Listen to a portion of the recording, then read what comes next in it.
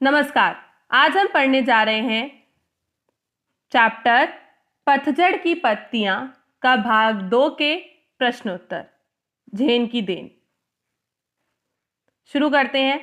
प्रश्न 1, निम्नलिखित प्रश्नों के उत्तर 25 से 30 शब्दों में लिखिए। प्रश्न 1, शुद्ध आदर्श की तुलना सोने से और व्यवहारिकता की तुलना तांबे से क्यों की गई है? उत्तर है, शुद्ध सोने में चमक होती है और आदर्श भी शुद्ध सोने की तरह चमकदार और महत्वपूर्ण मूल्य से भरा होता है। तांबे से सोना मजबूत होता है परंतु उसकी शुद्धता समाप्त हो जाती है। इसी प्रकार व्यवहारिकता के कारण आदर्श समाप्त हो जाते हैं, परंतु यदि सही ढंग से व्यवहारिकता और आदर्शों को मिलाया जाए तो जीवन में बहुत कुछ हासिल किया जा सकता है। इस चैप्टर के अंदर हम व्यवहारिकता और आदर्शों की बात करेंगे। तो पहले जान लीजिए, व्यवहारिकता का मतलब होता है किसी भी इंसान का बिहेवियर, उसकी पर्सनालिटी, और आदर्शों का मतलब होता है किसी भी इंसान के प्रिंसिपल, जो उसके मूल्य होते हैं अपनी जिंदगी को आगे बढ़ाने के लिए, उन्हें हम आदर्श कहते हैं। और व्यवहारिकता हमारा बिहेवियर होता है। प्रश्न 2, चानीज ने कौन सी क्रियाएं गरिमापूर्ण ढंग से पूरी की? उत्तर है, लेखक और उनके मित्र को देखकर चानीज खड़ा हो गया। कमर झुकाकर उसने उन्हें प्रणाम किया और बैठने की जगह दिखाई। अंगीठी को जलाया और उस पर चाय बनाने वाला बर्तन रख दिया। वह साथ वाले कमरे में गया और कुछ बर्तन लेकर आया, फिर तौलिए से बर्तन साफ किए। ये सारा काम चानीज ने बड़े ही सलीके से पूरा किया और उसकी हर एक मुद्रा का काम करने से ढंग से लगता था कि जैसे जय जयवंती नाम के राग की धुन गूंज रही हो। प्रश्न 3, टी सेरेमनी के कितने आदमियों को प्रवेश दिया जाता था और क्यों? उत्तर है, जापान की टी सेरेमनी समारोह की सबसे खास बात शांति होती है, इसलिए वहां 3 से ज्यादा व्यक्तियों को नहीं प्रवेश दिया जाता, नहीं माना जाता। प्रश्न 4, चाय पीने के बाद लेखक ने स्वयं में क्या परिवर्तन महसूस किया? उत्तर है, लेखक कहते हैं कि वे करीब 1.5 घंटे तक प्यालों से चाय को धीरे धीरे पीते रहे। पहले 10-15 मिनट तो लेखक को बहुत परेशानी हुई, लेकिन धीरे धीरे लेखक ने महसूस किया कि उनके दिमाग की रफ्तार कम होने लगी है और कुछ समय बाद तो लगा कि दिमाग बिल्कुल बंद ही हो गया। लेखक को लगा जैसे वह कभी न खत्म होने वाले समय में जी रहा है। यहाँ तक कि लेखक का मन इतना शांत हो गया था कि बाहर की शांति भी शोर लग रही थी। भाग ख, निम्नलिखित प्रश्नों के उत्तर 50-60 शब्दों में लिखिए। प्रश्न 1, गांधी जी के नेतृत्व की अद्भुत क्षमता थी, उदाहरण सहित इस बात की पुष्टि कीजिए। उत्तर है, गांधी जी के नेतृत्व की अद्भुत क्षमता थी। गांधी जी भी व्यवहारिक आदर्शवादियों में से एक थे। वे अपनी व्यवहारिकता को जानते थे और उसकी कीमत को भी पहचानते थे। इसी कारणों की वजह से वे अपने अनेक लक्षणों वाले आदर्श चला सके। यदि गांधी जी भी अपने आदर्शों को महत्व नहीं देते और पूरा देश उनके साथ समय कंधे से कंधा मिलाकर खड़ा ना होता, यह बात उनके अहिंसात्मक आंदोलन से स्पष्ट हो जाती है। वे अकेले चलते थे और लाखों में उनके पीछे हो जाते थे। नमक का कानून तोड़ने के लिए जब उन्होंने जनता का आह्वान किया तो उनके नेतृत्व में हजारों लोग उनके साथ पैदल ही दांडी यात्रा पर निकल पड़े। इसी प्रकार से असहयोग आंदोलन के समय भी उनकी एक आवाज पर देश के हजारों नौजवान अपनी पढ़ाई छोड़कर उनके नेतृत्व के आंदोलन के रास्ते पर चल पड़े थे। प्रश्न 2, आपके विचार में कौन कौन से ऐसे मूल्य हैं जो शाश्वत हैं? वर्तमान समय में इन मूल्यों की प्रासंगिकता स्पष्ट कीजिए। उत्तर है, हमारे विचार से सत्य, अहिंसा, दया, प्रेम, भाईचारा, त्याग, परोपकार, मीठी वाणी, मानवीयता इत्यादि ये मूल्य शाश्वत हैं। वर्तमान समाज में इन मूल्यों की प्रासंगिकता अर्थात महत्व बहुत अधिक है।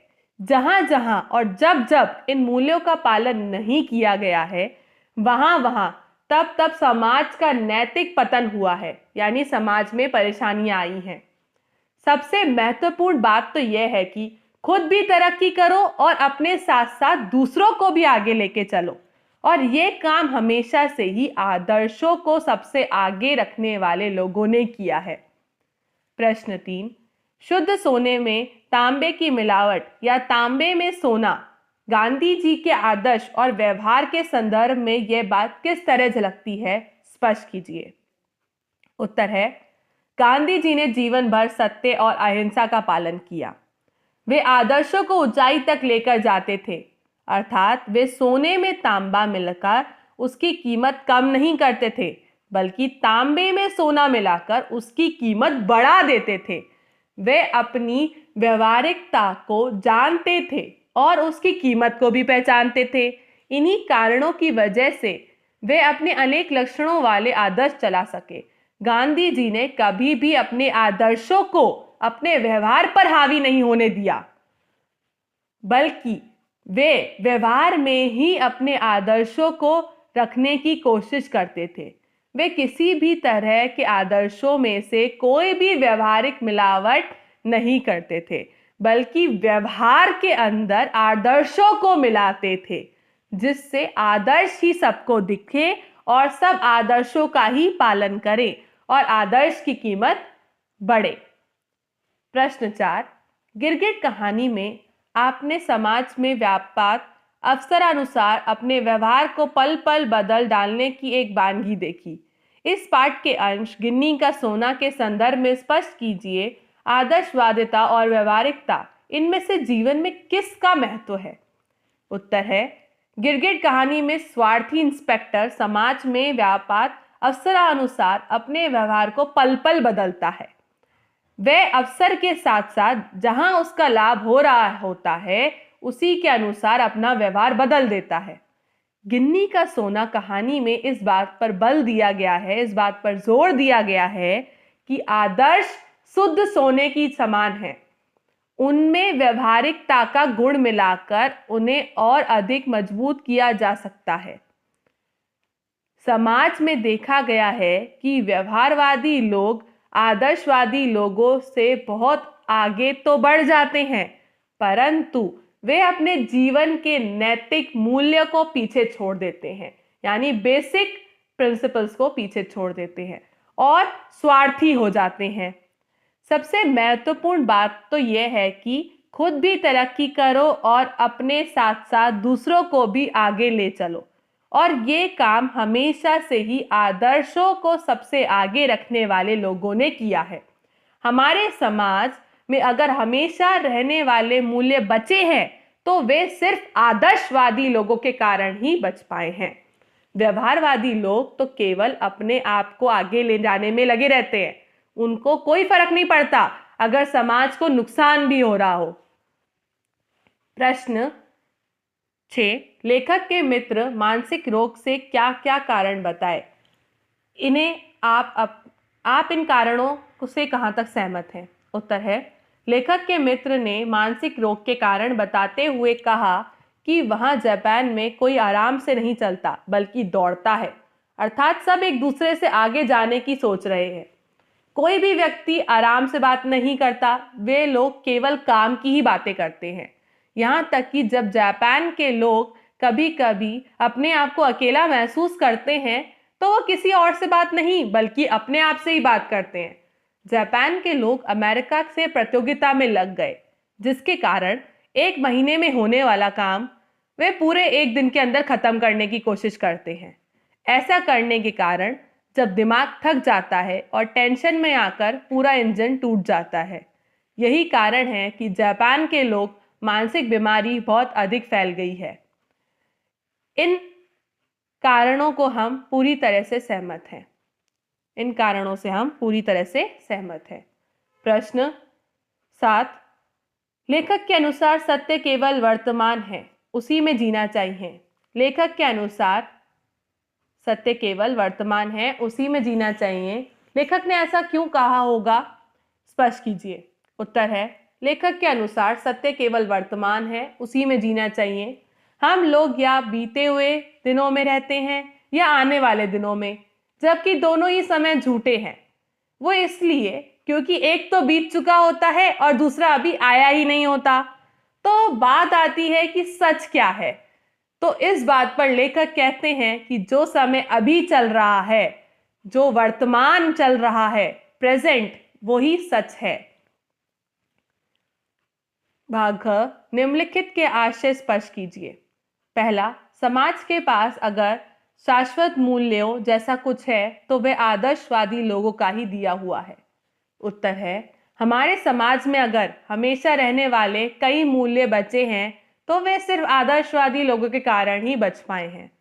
खुद भी तरक्की करो और अपने साथ साथ दूसरों को भी आगे ले चलो, और ये काम हमेशा से ही आदर्श को सबसे आगे रखने वाले लोगों ने किया है। व्यवहारवादी लोग तो केवल अपने आप को आगे लगाने में लगे रहते हैं, उन्हें फर्क नहीं पड़ता कि समाज का नुकसान हो रहा है कि नहीं।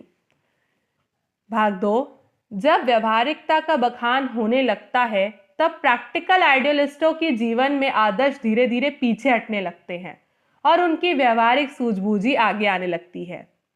उत्तर, जब किसी के व्यवहार का वर्णन होना शुरू होता है तो जिन्हें व्यवहारिक आदर्शवादी लोग समझते हैं, उन व्यवहारिक आदर्शवादी लोगों के जीवन में आदर्श व्यवहारिक वर्णन के कारण कम होने लग जाते हैं, क्योंकि वर्णन कभी भी आदर्शों का नहीं होता बल्कि अपने व्यवहार का होता है, और आदर्शों से कम होते होते ही सोचने की शक्ति बढ़ने लग जाती है। तीसरा, जीवन की रफ्तार बढ़ गई। यहां कोई चलता नहीं बल्कि दौड़ता है, कोई बोलता नहीं बकता है। हम अकेले पढ़ते हैं तो अपने आप से लगातार बड़बड़ाते रहते हैं। जापान के लोगों के जीवन की तेजी औरों से अधिक है। जापान में कोई आराम से नहीं चलता बल्कि दौड़ता है, अर्थात सब एक दूसरे से आगे जाने की सोच रखते हैं। जापान में कोई भी व्यक्ति आराम से बात नहीं करता, वे लोग केवल काम की ही बात करते हैं। यहाँ तक कि जब जापान के लोग कभी अपने आप को अकेला महसूस करते हैं तो वे किसी और से नहीं बल्कि खुद से ही बात करते रहते हैं। चौथा, सभी क्रियाएं इतनी गरिमापूर्ण ढंग से की कि उसकी हर भंगिमा से लगता था मानो जय जयवंती के सुर गूंज रहे हों।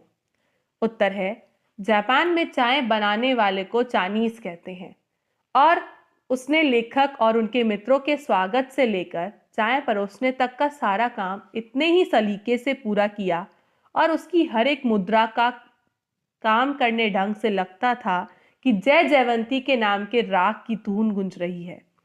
वह उस जगह का वातावरण इतना अधिक शांत था कि चाय बनाने वाले बर्तन में उबलते हुए पानी की आवाज तक सुनाई दे रही थी। इसी के साथ हमारे प्रश्नोत्तर खत्म होते हैं। धन्यवाद। आपसे हम मिलेंगे आने वाली वीडियोस में। तब तक please like share subscribe my videos and thank you for watching. Thank you.